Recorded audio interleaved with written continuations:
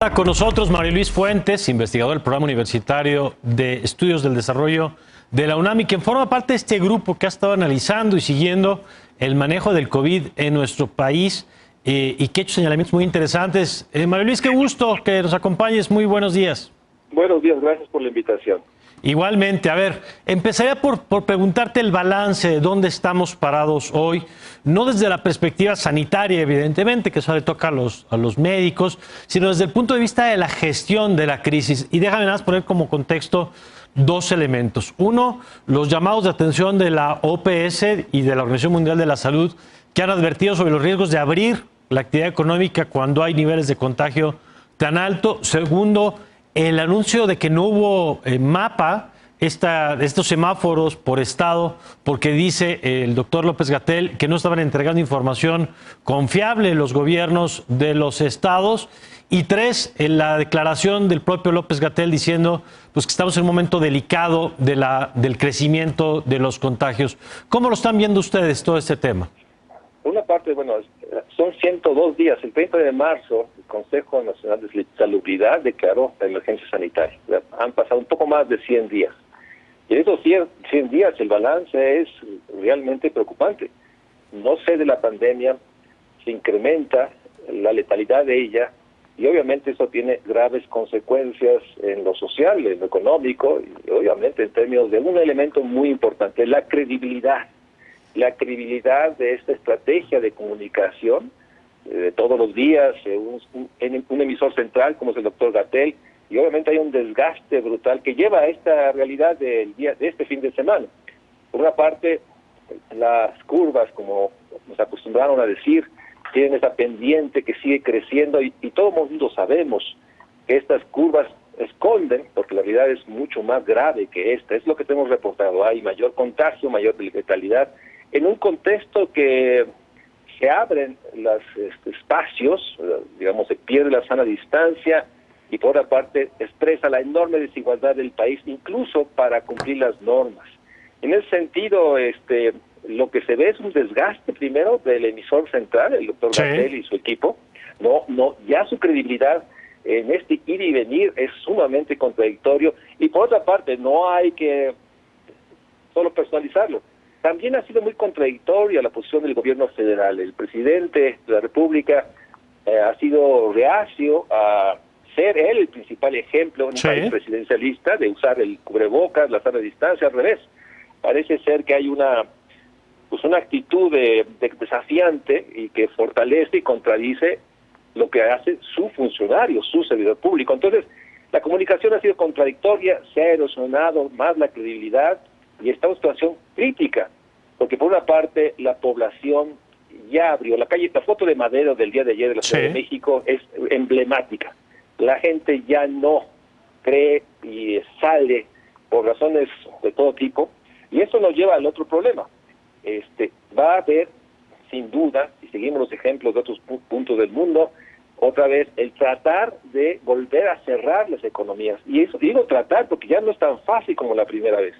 Y esto nos lleva a una economía que sigue colapsándose y lo que hemos dicho desde la UNAM, la enorme realidad de que estamos hablando de 38 millones de pobres más que no van a poder ni comprar alimentos crudos. Cuando decimos la canasta básica alimentaria, decimos son alimentos en crudo, ni siquiera es para la energía, para cocinarlos.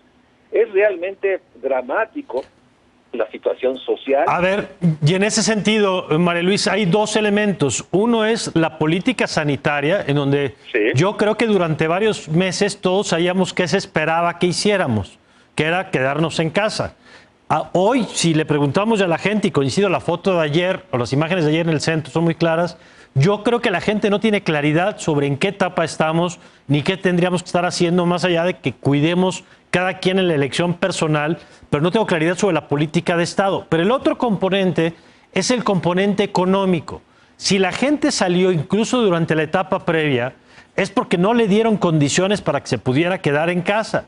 Y ahí, ¿cuál es el balance que ustedes hacen? Porque, a ver, ya escuchamos ahorita que nos decías el tema de un vocero que se ha desgastado, una política de comunicación que ha dado bandazos, la falta de la comunicación presidencial con el ejemplo del tema del cubrebocas y la sana distancia. ¿Cuál sería el balance en la parte del componente económico para permitirle a la gente cuidarse. Por una parte hay que volver a decirlo, en nuestro país hay 34 millones de viviendas, y déjame ponerlo así, no en todas las viviendas hay una casa o un hogar donde uno se pueda resguardar. Hay 11 millones de viviendas que no tienen agua todos los días o agua de calidad, y el estiaje en el norte del país hace más grave, o la suspensión del agua ahora por el Cutzamala. Entonces, tampoco es un asunto, digamos, voluntarista de quédate en casa cuando no hay realmente condiciones. Hay 5 millones de mexicanos que viven en hacinamiento y seguramente mucho más. Yo he dicho muchas veces que ahora cuando una familia pierde el empleo se tiene que resguardar en la casa de la hermana, de la tía. El hacinamiento está creciendo.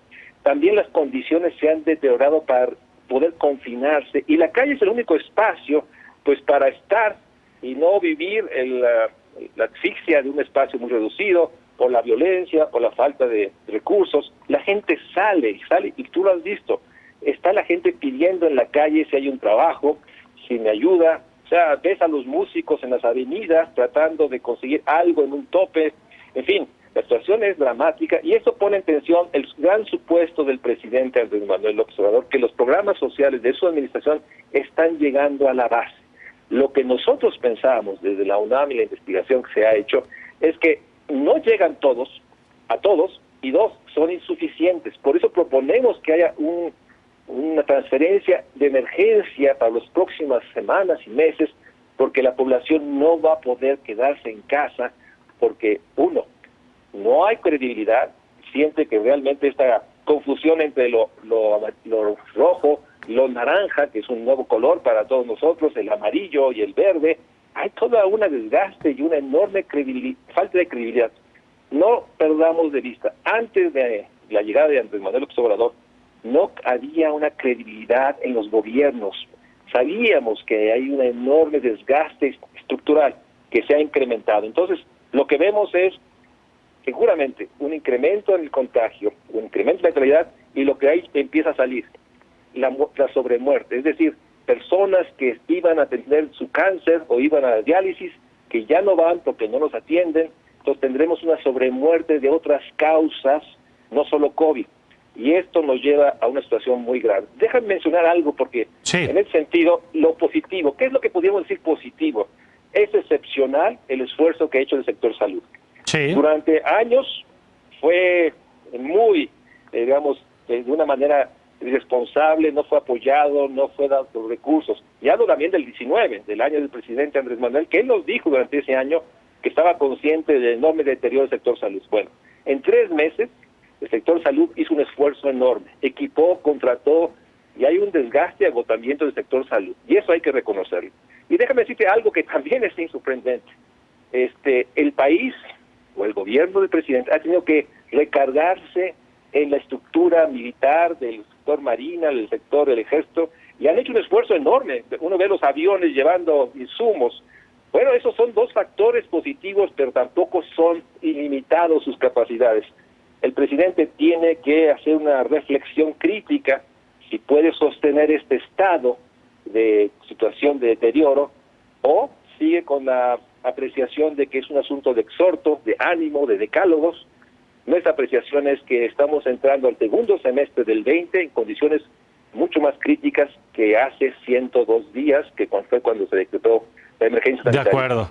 Y bueno, y agrega a eso, María Luis, la declaración de que vamos a la mitad.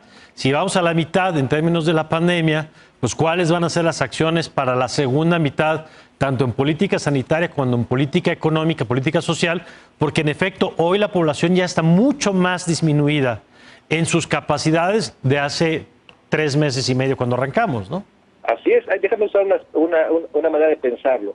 La capacidad de resistir la sana distancia, el confinamiento, el aislamiento, la resistencia es muy desigual y hay mucha gente que ya no puede resistir. Y en ese sentido requiere acciones adicionales.